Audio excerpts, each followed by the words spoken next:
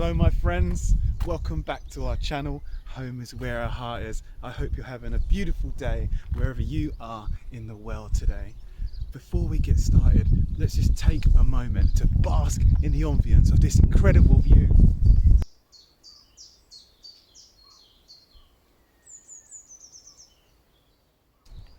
Wow, nature truly does wear the colours of the spirit. Now, speaking of colours, spring is in full bloom here and it's time to head out and harvest some of my favourite wildflowers known as dead nettles. So if you're interested, then come with me and we'll explore the world of the purple, white and yellow dead nettle, and we'll look at their nutritional, medicinal properties and even dive into some of their mythology too.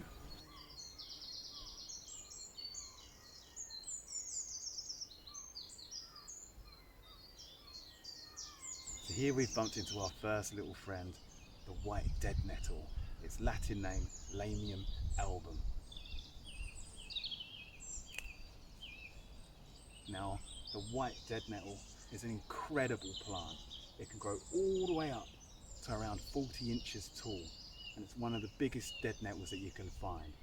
And its leaves look very similar to a stinging nettle's leaves. Now, what makes this white dead nettle extra special is its white flowers, of course, and in its name, white dead nettle. Now these white flowers, if you're lucky, sometimes have a little bit of nectar in them and they taste sweet. And it's my lucky day because that one did.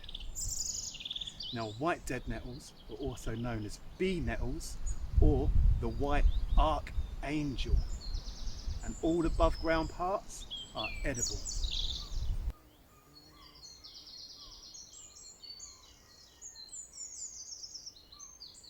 So here we've bumped into my good friend, the yellow dead nettle, otherwise known as the yellow archangel, and its Latin name is Lamium galeopdalon. Dead nettles have such fantastic Latin names. They have such a strange pronunciation, such as Lamium galeopdalon. Now, what makes the yellow dead nettle unique, of course, is its bright yellow flowers, and its leaves once again look like stinging nettle leaves with serrated edges, apart from they have this white smear down them, and that really lets us know that we have a yellow dead nettle.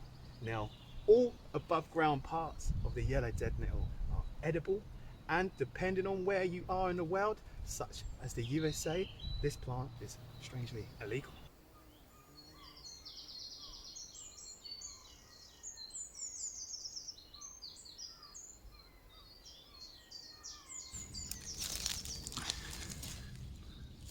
And then here we have a beautiful patch of the perfect purple dead nettle, the purple dead nettle, otherwise known as the bumblebee flower, and its Latin name is Lamium purpureum.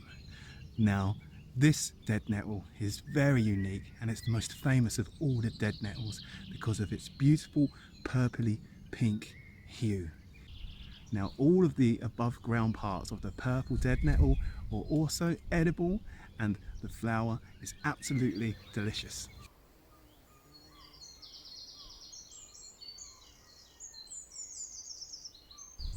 So why are the dead nettles called dead nettles? Do they sting?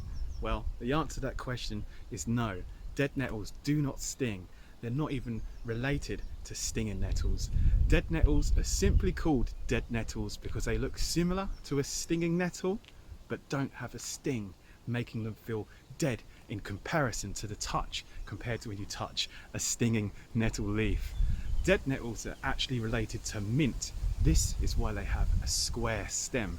All dead nettles, as well as all mints, when you rotate them in your hand, you'll see that their stem is square.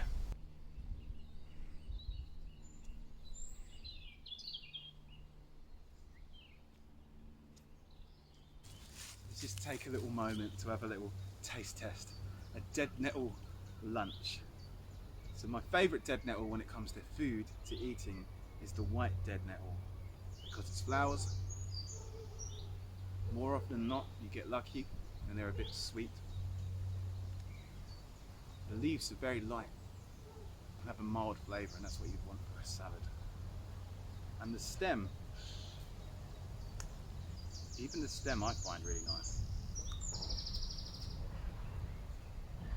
You can really tell it's got some goodness in there. It's got a really strong flavour. Of course, you can eat it fresh like this. Or you can add it to soups, cook it up, or steam it, add it to salads. I really like dead nettle soup. Then we have the purple dead nettle with its little delicate purple flowers. They're nice, they're just much more smaller. They're less sweet to the taste, but much more sweet to the eye when you look at them. The leaves, the same as white dead nettle, very mild in flavour. The stem of the purple dead nettle, wow, that's such a strong flavour. You can really tell that it's good for you.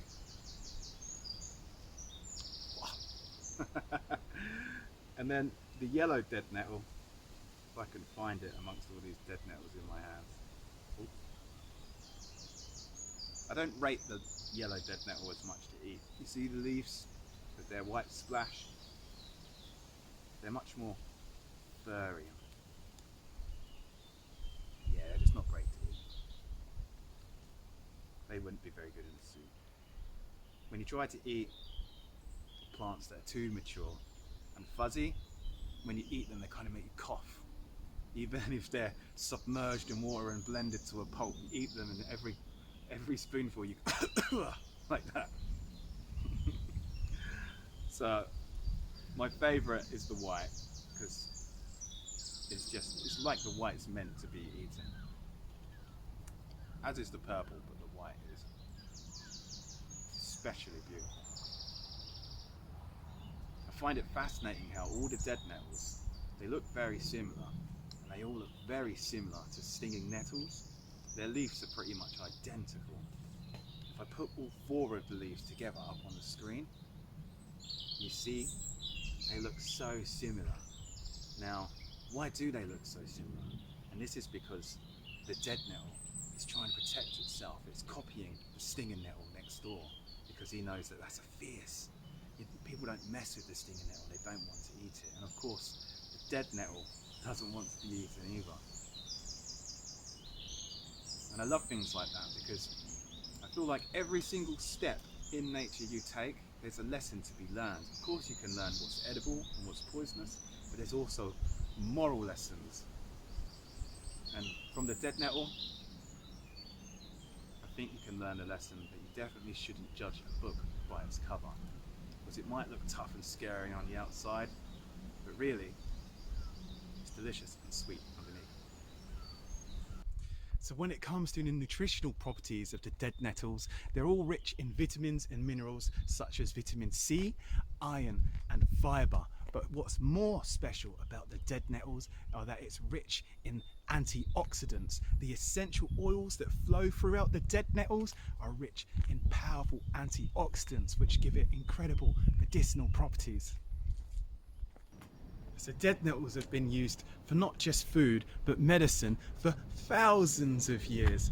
Dead nettles have a long list of medicinal properties. Some of the main ones being that they're antibacterial, they're antifungal, antiviral, and they've even been shown to have natural pain relieving properties. Now, in herbal remedies and in that world of herbal medicine, the dead nettles are most often infused with oils to make antifungal and antibacterial salves, balms and salves and infused oils to help treat itchy and rashy skin and fungal infections. But dead nettles are also used dried as herbal teas to treat things such as seasonal allergies, and I happen to use dead nettles for this reason myself. So now it's time for my favourite part of the video, the mythology. What mythology has become intertwined with the dead nettle through time? Well, to find the mythology of the dead nettle, we don't need to go far because all of the plants have a common name in common with each other, and that's archangel. The red archangel, the white archangel, and the yellow archangel. But what exactly is an archangel? Well, the archangels can be found in many religions and cultures. They are said to be angels of the highest rank. The four most common archangels are Gabriel, Raphael, Uriel, and Michael. And it's the archangel Michael that's being referred to when we call a dead nettle an archangel. Scriptures often refer to the Archangel Michael as a chief prince, a powerful warrior angel who batters Satan and his demons. The Archangel Michael and the Dead Nettles became intertwined together in history because the Dead Nettles are in full bloom in May. And it's said that it was on the 8th of May, in a time when the Dead Nettles covered the earth, that the Archangel Michael appeared to onlookers in the 6th century Italy in what's known as the apparition. It's because of this apparition of the Archangel Michael did the Dead Nettle and this Archangel become forever intertwined. And there we have it. We've explored the world of the Dead Nettles, the white Dead Nettle, the yellow Dead Nettle, and the famous purple Dead Nettle. These wildflowers are not weeds, they're wild edible and medicinal herbs that are great additions to salads and our health. As always, people, it's been a pleasure. I'd like to just take a moment to say thank you for joining me here today as we've walked down the country roads celebrating the Dead Nettles. If you could like this video, leave a little comment to say hello, subscribe, ring the bell and follow us on all the modern world things such as Facebook and Instagram. We'd be truly grateful because it helps us spread our nature inspired education further across the world. As always, people, look after yourselves. It's been a pleasure and I'll see you all next time. Peace.